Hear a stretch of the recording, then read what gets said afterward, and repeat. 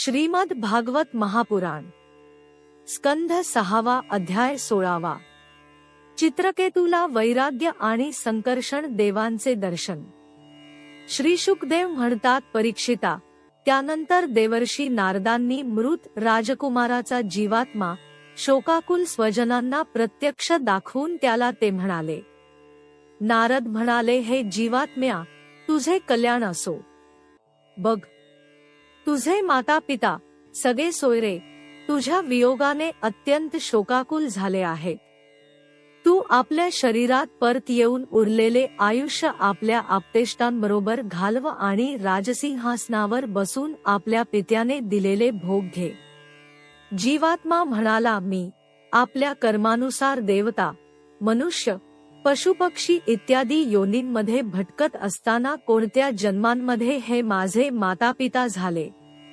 निरनिराळ्या जन्मांमध्ये सर्वजण सर्वांचे भाऊबंद, नातलग, शत्रुमित्र, मध्यस्थ, तटस्थ आणि द्वेष करणारे होत असतात। जसे सोने इत्यादी खरेदी विक्री होणाऱ्या वस्तू एका व्यापाऱ्याकडून दुसऱ्याकडे जातात येतात, त्याप्रमाणे जीवसुद्धा निरनिराळ्या योनींमध्ये जातात येतात। नित्य असणाऱ्या पदार्थांचा संबंध सुद्धा मनुष्याबरोबर कायमचा नसतो आणि जोपर्यंत ज्याचा ज्या वस्तूशी संबंध असतो तोपर्यंतच त्याची त्या वस्तूबाबत ममताही असते। जीव हा कायमचा आणि अहंकार रहित आहे। तो गर्भामध्ये येऊन जोपर्यंत ज्या शरीरात राहतो तोपर्यंतच ते शरीर आपले समजतो। हा जीव नित्य, अविनाशी, सूक्ष्म, सर्वांचा आश्रय आणि स्वयंप्रकाश आहे। हा ईश्वर रूप असल्यामुळे आपल्या मायेच्या गुणांनीच स्वतःला विश्वाच्या रूपामध्ये प्रगट करतो। याला कोणी अत्यंत प्रिय नाही की कोणी अप्रिय नाही, आपला नाही की परका नाही, कारण गुणदोष करणाऱ्यांच्या वृत्तींचा हा एकटाच साक्षी आहे। हा आत्मा कार्यकारणाचा साक्षी आणि स्वतंत्र आहे, म्हणून हा शरीरादिकांचे गुणदोष किंवा कर्मफळे घेत नाही। नेहमी हा त्रयस्थाप्रमाणे तटस्थ राहतो। श्री शुक म्हणतात, असे सांगून तो जीवात्मा निघून गेला। तेव्हा ते ऐकून आश्चर्यचकित झालेल्या त्या बांधवांनी स्नेहबंधन तोडून शोकही सोडून दिला। यानंतर त्याच्या नातलगांनी मुलाच्या मृत देहाच्या योग्य त्या और्ध्वदैहिक क्रिया पूर्ण केल्या आणि ज्यामुळे शोक, मोह, भय आणि दुःखाची प्राप्ती होते तो सोडण्यास कठीण असा स्नेह सोडून दिला। ज्या राण्यांनी बाळाला मारले होते त्या बालहत्या केल्यामुळे लज्जित व निस्तेज झाल्या होत्या, त्यांनी अंगिरा ऋषींचा उपदेश आठवून मत्सर सोडून यमुनेच्या तटावर ब्राह्मणांच्या आदेशानुसार बालहत्येचे प्रायश्चित्त घेतले। अशा प्रकारे ऋषींच्या उपदेशाने विवेकबुद्धी जागृत झाल्यामुळे तळ्यातील चिखलातून बाहेर आलेल्या हत्तीप्रमाणे चित्रकेतू घरदाररूप अंधाऱ्याल विहिरीतून बाहेर आला। यमुना नदीत विधिपूर्वक स्नान करून त्याने तर्पण इत्यादी धार्मिक क्रिया केल्या। त्यानंतर इंद्रियांना जिंकून आणि मौनव्रत धारण करून त्याने ब्रह्मपुत्रांना वंदन केले। चित्रकेतू जितेंद्रिय, भगवद्भक्त आणि शरणागत आहे असे पाहून भगवान नारदांनी अत्यंत प्रसन्न होऊन त्याला या विद्येचा उपदेश केला। हे भगवन वासुदेव, प्रद्युम्न, अनिरुद्ध आणि संकर्षण स्वरूप आपल्याला नमस्कार करून आम्ही आपले ध्यान करतो। आपण विज्ञान स्वरूप आहात। आपली मूर्ती परमानंदमय आहे। आपण आपल्या स्वरूपभूत आनंदातच मग्न आणि शांत आहात। द्वैतदृष्टी आपल्याला स्पर्श सुद्धा करू शकत नाही। मी आपल्याला नमस्कार करतो।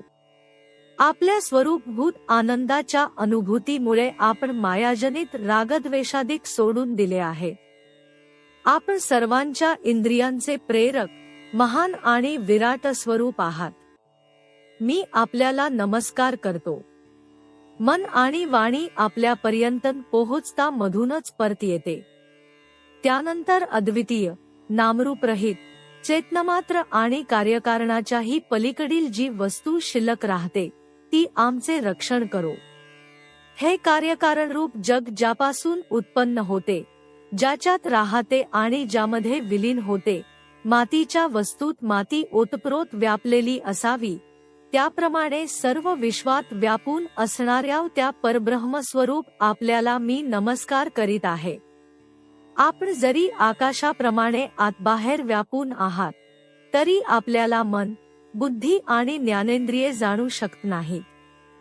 तसेच प्राण व कर्मेंद्रिये आपल्या क्रियारूप शक्तींनी स्पर्श सुद्धा करू शकत नाहीत. मी आपणास नमस्कार करतो. जसे लोखंड अग्नीने तापल्यानंतर जाळू शकते, एरवही नाही, त्याप्रमाणे शरीर, इंद्रिये, प्राण, मन आणि बुद्धी आपल्या चैतन्यांशाने युक्त होऊनच जागृतीत व स्वप्नात आपापली कामे करतात. तीच सुषुप्ती आणि मूर्छित अवस्थेत चैतन्यांशाने युक्त नसल्यामुळे आपापली कामे करण्यास असमर्थ ठरतात. ज्याला द्रष्टा म्हणतात, तेही आपलेच एक नाव आहे. जागृती इत्यादी अवस्थांमध्ये आपण त्याचा स्वीकार करता. महाप्रभावशाली महाविभूतिप्ती भगवान महापुरुषांना नमस्कार असो. श्रेष्ठ भक्तांचे समुदाय आपल्या करकमलांच्या कळ्यांनी आपल्या दोन्ही चरणकमलांच्या सेवेमध्ये तत्पर असतात. प्रभो, आपणच सर्वश्रेष्ठ आहात. मी आपणांस वारंवार नमस्कार करीत आहे. श्री शुकदेव म्हणतात, परीक्षिता, नारद आपल्या शरणागत भक्त चित्रकेतूला या विद्येचा उपदेश करून महर्षी अंगिरांच्या बरोबर ब्रह्मलोकी निघून गेले. नारदांनी दिलेल्या त्या विद्येचे चित्रकेतूने त्यांच्या आज्ञेनुसार फक्त पाणी पिऊन 7 दिवस मोठ्या एकाग्रतेने अनुष्ठान केले. हे राजा, त्यानंतर त्या विद्येच्या अनुष्ठानाने 7 रात्रींनंतर राजा चित्रकेतूला विद्याधरांचे अखंड आधिपत्य प्राप्त झाले. यानंतर काही दिवसांनी या विद्येच्या प्रभावाने त्याचे मन आणखी शुद्ध झाले. आता तो देवाधिदेव भगवान शेषांच्या चरणांजवळ पोहोचला. भगवान शेष सिद्धेश्वरांच्या समुदायात विराजमान आहेत. त्यांचे शरीर कमळांतील तंतूप्रमाणे गौर वर्णाचे आहे. त्यांनी निळ्या रंगांचे वस्त्र परिधान केले आहे. डोक्यावर मुकुट, दंडांमध्ये बाजूबंद, कमरेला कमरपट्टा आणि मनगटांमध्ये कडी इत्यादी अलंकार चमकत आहेत. डोळे अरुणासारखे तांबूस वर्णाचे आहेत आणि मुखावर प्रसन्नता शोभून दिसत आहे. असे त्यांचे चित्रकेतूला दर्शन झाले. भगवान शेषांचे दर्शन होताच राजर्षी चित्रकेतूची सर्व पापे नष्ट झाली. त्याचे अंतःकरण स्वच्छ आणि निर्मळ झाले.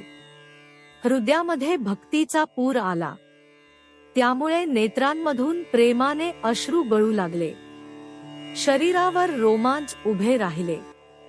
अशा स्थितीत त्याने आदिपुरुष भगवान शेषांना नमस्कार केला. त्याच्या नेत्रातून जे प्रेमाश्रू वाहू लागले, त्यामुळे भगवान शेषांचा चरण ठेवण्याचा चौरंग भिजवून गेला. प्रेमाचा उद्रेक झाल्यामुळे त्याच्या तोंडून एकही अक्षर बाहेर पडू शकले नाही. पुष्कळ वेळपर्यंत तो भगवान शेषांची मुळीच स्तुती करू शकला नाही. थोड्या वेळानंतर त्याला बोलण्याची थोडीशी शक्ती आली. विवेकबुद्धीने त्याने मन एकाग्र केले आणि सर्व इंद्रियांच्या बाह्यवृत्ती रोखून धरल्या. नंतर ज्यांच्या स्वरूपाचे पांचरात्र इत्यादी भक्तिशास्त्रात वर्णन केले आहे, त्या जगद्गुरूंची त्याने स्तुती सुरू केली. चित्रकेतू म्हणाला, हे भगवन, आपण अजिंक्य आहात. तरी जितेंद्रिय आणि समदर्शी साधूंनी आपल्याला जिंकले आहे. आपण सुद्धा आपल्या गुणांनी त्यांना जिंकले आहे. जे निष्काम भावाने आपले भजन करतात, त्यांना आप अत्यंत दयाळूपणाने स्वतःलाही देऊन टाकता. भगवन, जगाची उत्पत्ती, स्थिती आणि प्रलय आपले लीलाविलास आहेत. विश्वनिर्माता ब्रह्मदेव इत्यादी आपल्या अंशाचेही अंश आहेत. तरी सुद्धा ते स्वतःला तुमच्याहून वेगळे समजून उगीचच एकमेकांशी स्पर्धा करतात. अतिशय लहान परमाणूपासून ते सर्वात मोठ्या महत्त्वापर्यंत सर्व वस्तूंच्या सुरुवातीला, शेवटी आणि मध्ये आपणच असता. तरीही आपण आदी, मध्य आणि अंतर्हित आहात. कारण कोणत्याही पदार्थाच्या सुरुवातीस आणि शेवटी जी वस्तू असते तीच मध्ये सुद्धा असते. पृथ्वी इत्यादी एकापेक्षा एक 10पट 7 आवरणांनी घेरलेला हा जो ब्रह्मांडकोश आहे, तो आपल्याप्रमाणेच दुसऱ्या कोट्यवधी ब्रह्मांडांसह आपल्यामध्ये एका परमाणूप्रमाणे फिरत राहतो आणि असे असून सुद्धा त्याला आपला अंत लागत नाही. म्हणून आपण अनंत आहात. जे नरपशु केवळ विषयभोग इच्छितात ते आपले भजन करता आपल्या विभूती स्वरूप इंद्रादी देवतांची उपासना करतात. हे प्रभो, जसा राजकुलाचा नाश झाल्यानंतर त्याच्या अनुयायांची उपजीविकाही नाहीशी होते, त्याचप्रमाणे क्षुद्र उपास्य देवतांचा नाश झाल्यावर त्यांनी दिलेले भोगही नष्ट होतात. हे परमात्मन, ज्ञानस्वरूप आणि निर्गुण अशा आपल्या ठिकाणी केलेली सकाम भावना सुद्धा इतर कर्मांप्रमाणे जन्ममृत्यूरूप फळ देणारी असत नाही. जसे भाजलेल्या बीजांना अंकुर येत नाहीत, कारण जीवांना जी सुखदुःखादी द्वंद्वे उत्पन्न होतात ती निर्गुणापासून नव्हे तर सत्वादी गुणांपासूनच होतात.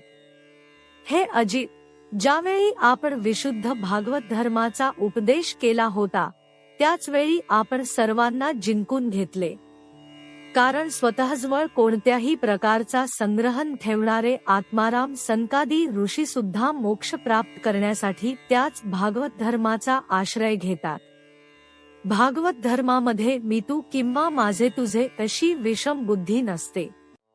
याउलट ज्या धर्मात भेदबुद्धी असते तो धर्म अशुद्ध, नाशवान आणि अधर्मप्राय असतो. आपले आणि दुसऱ्याचे सुद्धा अहित करणाऱ्या सकाम धर्माने आपले किंवा दुसऱ्याचे काय हित साधणार आहे. जेव्हा या धर्माचे अनुष्ठान करणाऱ्याला स्वतःला पीडा होते तेव्हा आपल्याला राग येतो आणि जेव्हा दुसऱ्याला त्रास होतो तेव्हा तो अधर्म होतो. आपण ज्या दृष्टीने भागवत धर्माचे निरूपण केले आहे ती कधी परमार्थापासून विचलित होत नाही. म्हणून जे संत पुरुष चराचर सर्व प्राण्यांमध्ये समदृष्टी ठेवतात तेच त्या धर्माचे सेवन करतात. भगवान आपल्या केवळ दर्शनानेच माणसांची पापे क्षीण होऊन जातात ही काही अशक्य गोष्ट नाही. कारण आपले नाव एक वेळा ऐकल्यानेही नीच चांडाळ सुद्धा संसारातून मुक्त होतो. भगवन, यावेळी आपल्या केवळ दर्शनानेच माझ्या अंतःकरणातील सर्व मळ धुतला गेला आहे, ते योग्यच आहे. कारण आपले भक्त असणाऱ्या देवर्षी नारदांनी जे काही सांगितले ते खोटे कसे होऊ शकेल. हे अनंता, आपण संपूर्ण जगाचे आत्मा आहात. म्हणून जगात प्राणी जे काही करतात ते आपण सर्व जाणत असताच. म्हणून ज्याप्रमाणे काजवा सूर्याला प्रकाशित करू शकत नाही त्याचप्रमाणे परमगुरु अशा आपल्याला मी काय निवेदन करावे.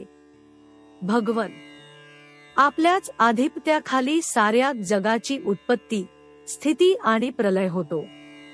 कुयोगी भेददृष्टीमुळे आपले खरे स्वरूप जाणत नाही. अत्यंत शुद्ध स्वरूप अशा आपणास मी नमस्कार करतो. ज्यांची शक्ती प्राप्त करूनच कर्मेंद्रिये कर्म करण्यास समर्थ होतात, तसेच ज्यांच्या दृष्टीने युक्त होऊनच ज्ञानेंद्रिये आपापले विषय ग्रहण करण्यास समर्थ होतात, ज्यांच्या मस्तकावर हे भूमंडळ मोहरीच्या दाण्याप्रमाणे वाटते, त्या सहस्रशीर्ष भगवंतांना मी नमस्कार करतो. श्रीशुक म्हणतात, हे कुरुश्रेष्ठा, विद्याधरांचा अधिपती चित्रकेतूने जेव्हा भगवान अनंतांची अशी स्तुती केली तेव्हा ते प्रसन्न होऊन त्याला म्हणाले. श्री भगवान म्हणाले, हे राजा, नारद आणि अंगिरा यांनी तुला माझ्या संबंधी ज्या विद्येचा उपदेश केला त्यामुळे आणि माझ्या दर्शनाने तू चांगल्या रीतीने सिद्ध झाला आहेस. मीच सर्व प्राण्यांच्या रूपात आहे, मीच त्यांचा आत्मा आहे आणि मीच पालनकर्ता सुद्धा आहे. शब्दब्रह्म, वेद आणि परब्रह्म ही दोन्ही माझीच सनातन रूपे आहेत. कार्यकारणात्मक जगामध्ये आत्मा व्यापून आहे आणि कार्यकारणात्मक जग आत्म्यामध्ये स्थित आहे. तसेच या दोन्हींमध्ये मी अधिष्ठान रूपाने व्याप्त आहे आणि माझ्यामध्येच या दोहोंची कल्पना केलेली आहे. ज्याप्रमाणे झोपलेला मनुष्य स्वप्नात सारे विश्व स्वतःमध्येच पाहतो, तसेच स्वप्नातच जागा होऊन आपण अंथरुणावर असल्याचेही जाणतो. त्याचप्रमाणे जीवाच्या जागृती इत्यादी अवस्था परमेश्वराचीच माया होत, हे जाणून सर्वांचा साक्षी असणाऱ्या मायातीत परमात्म्याचे स्मरण केले पाहिजे. झोपलेला पुरुष ज्याच्या सहाय्याने आपली झोप आणि त्यातील अतींद्रिय सुखाचा अनुभव घेतो, ते ब्रह्मीच आहे. त्याला तू आपला आत्मा समज. मनुष्य निद्रा आणि जागृती या दोन्ही अवस्थांचा अनुभव घेणारा आहे. तो त्या अवस्थांत राहूनही वास्तविक त्यांच्यापासून वेगळा आहे. सर्व अवस्थांमध्ये अखंड असणारे ज्ञानच ब्रह्म आहे व तेच परब्रह्म आहे. जेव्हा जीव माझ्या स्वरूपाला विसरतो, तेव्हा तो स्वतःला वेगळा समजतो. त्यामुळेच या संसारचक्रात सापडतो आणि जन्मानंतर जन्म व मृत्यूनंतर मृत्यू त्याला प्राप्त होतात. ही मनुष्ययोनी म्हणजे ज्ञान आणि विज्ञानाचा मूळ प्रवाह आहे. ही मिळाल्यानंतरही जो आपले आत्मस्वरूप असलेल्या परमात्म्याला जाणून घेत नाही, त्याला कोणत्याही योनीत शांती मिळू शकत नाही. राजा, कर्म करण्यामध्ये दुःख आहे आणि त्यापासून मिळणारे फळही दुःखदायी आहे. परंतु कर्मांपासून निवृत्त होण्यात निर्भयपणा आहे. असा विचार करून बुद्धिमान पुरुषाने कोणत्याही कर्मांचा किंवा त्यांच्या फळांचा संकल्प करू नये. सर्व स्त्री पुरुष सुख मिळावे आणि दुःखापासून सुटका व्हावी यासाठी कर्म करतात. परंतु त्या कर्मांमुळे त्यांचे दुःख दूर होत नाही की त्यांना सुखाची प्राप्ती होत नाही. ज्ञानाचा अभिमान बाळगणाऱ्यास माणसांनी कर्माचे व त्यांच्या फळाचे हे स्वरूप जाणून घेतले पाहिजे.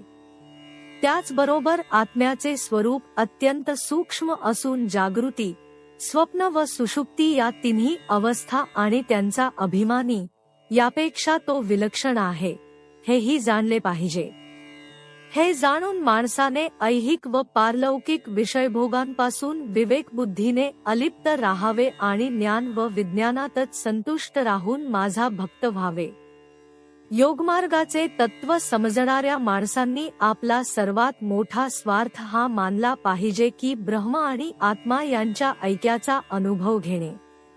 हे राजा, माझा हा उपदेश जर तू लक्षपूर्वक आणि श्रद्धेने धारण करशील, तर ज्ञान आणि विज्ञानाने संपन्न होऊन लवकरच सिद्ध होशील. श्री शुकदेव म्हणतात, त्यानंतर जगद्गुरु विश्वात्मा भगवान श्रीहरी चित्रकेतूला असे आश्वासन देऊन त्याच्या समोरच अंतर्धान पावले. स्कंध 6 अध्याय 16 समाप्त. हरि ओम तत्सत.